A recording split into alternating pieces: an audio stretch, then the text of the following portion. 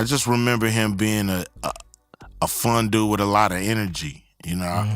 Who killed Tupac and Biggie? You know who Biggie and Tupac are, right? I believe that both of these guys were murdered in some manner, Biggie more so than Tupac. All I can recall about him is that he was a lively, happy guy. In a stunning expose, Ice Cube unleashes a bombshell that might rock the music industry's foundations. The fact that this indictment was handed down gives some hope, but we still want justice because Ice Cube exposes scandalous Diddy claims that Diddy was responsible for the tragic deaths of Tupac and Biggie. But that's not all. Ice Cube also suggests that there is a vast conspiracy involving Diddy, Jay-Z, and government schemes to control the narrative and perpetuate the rap industry's sinister hold over its artists.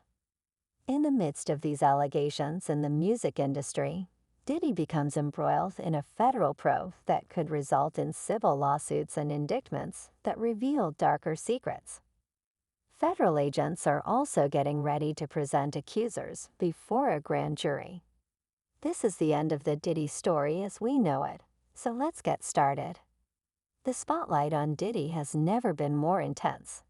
Stay tuned as we dig deeper into Ice Cube's accusations, uncover the hidden truths, and reveal the intricate web of power betrayal and deception that could forever alter the landscape of the music industry. Phil Carson, a retired FBI agent who looked into Shakur's assassination, told the Daily Mail that recent trafficking raids on Diddy's mansions may be linked to the 1996 arrest of Dwayne Davis, who has long maintained that Diddy ordered the $1 million hit on Shakur. If I'm not mistaken, Puffy, he approached you on 3 different occasions, right about pitting the hit on 2 parking shoes. Davis said, adding that Keffi D is currently facing life in prison. Carson surmises that he might reveal his innermost thoughts in order to save himself. This isn't the Italian mafia of old, when everyone was silent. The potential fallout from these revelations might be enormous, as Carson implied that federal law enforcement wouldn't have carried out these high-profile raids without solid proof. Carson said that as soon as someone is handcuffed, they will sell out their own mother. The intriguing question is, what other secrets could these affidavits reveal?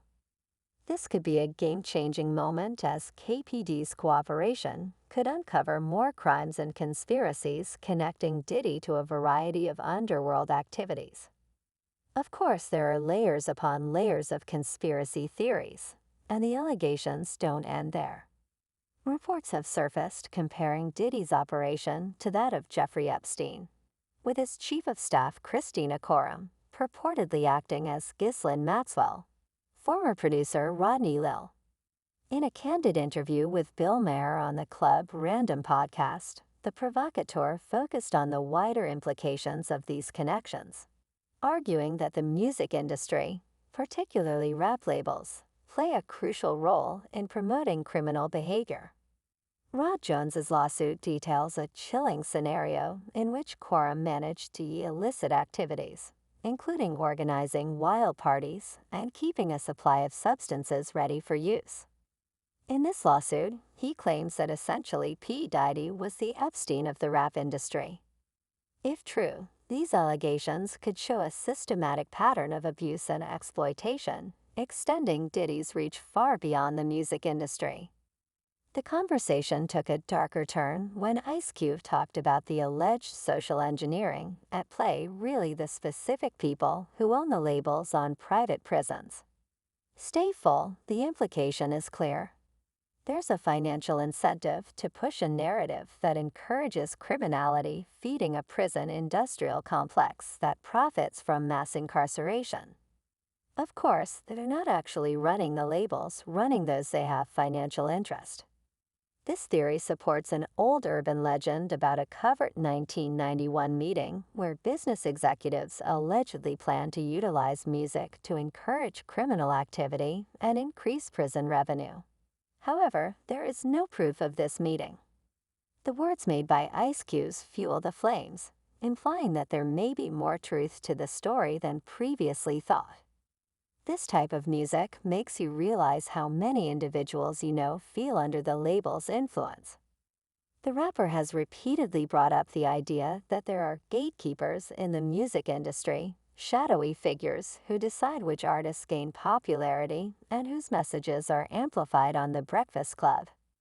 He has also hinted at the existence of the Illuminati, a fictitious secret society that allegedly controls world events. "I think they're all around," he said, emphasizing his belief that these powerful entities keep artists in check and silence dissenting voices. Accumulating excessive influence, record label representatives sit around and encourage artists. "This is hot, do this. We'll have this guy write the lyrics." Adding to the intrigue, Ice Cub's remarks regarding the Illuminati are not wholly original. Even though he has been successful, his claims that there are unseen forces guiding the industry and that anyone who steps out of line faces significant pushback are supported by his experiences with his Big Three basketball league, where he claims these gatekeepers have stymied him. According to Ice Cube, he encounters pushback on a regular basis, which suggests that the establishment is hesitant to accept him. As the story progresses, one can't help but wonder about the bigger implications and whether Ice Cub's charges have any merit. Thrive outside of their control. Do they work with artists? Do they manage you? No, I'm an independent artist and always have been. The music business may be dealing with its largest yet, the intertwining of criminal behavior, high-profile killings, and systemic manipulation point to a level of corruption that, if revealed, could drastically change the hip-hop and beyond scene.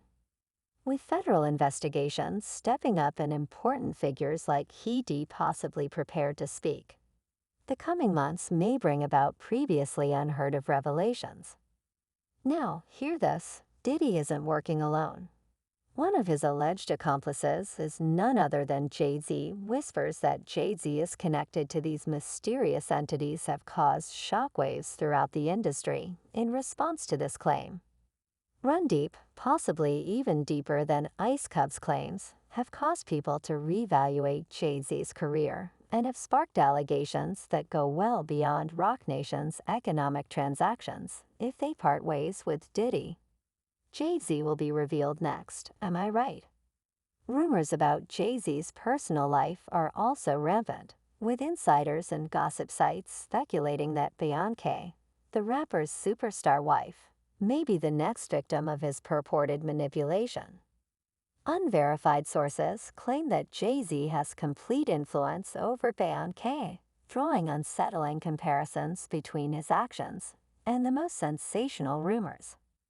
As authorities get ready to inspect Jay-Z's homes, Beyoncé has been trying to separate herself from the upcoming scandal and has been living apart from him for months. Beyoncé has filed for divorce covertly. I've heard that they've been living apart for a very long time as a pair, and these rumors are supported by a number of worrying stories. Earlier this year, on TikTok, a man claiming to be Uncle Ron, a former bodyguard for the couple, made startling claims that Jay-Z had drugged Beyoncé in order to keep control over her. "Eek a monster. I've known he's a monster for years." Ron claimed that his remarks went viral and caused a flurry of speculative activity. Cultural analysts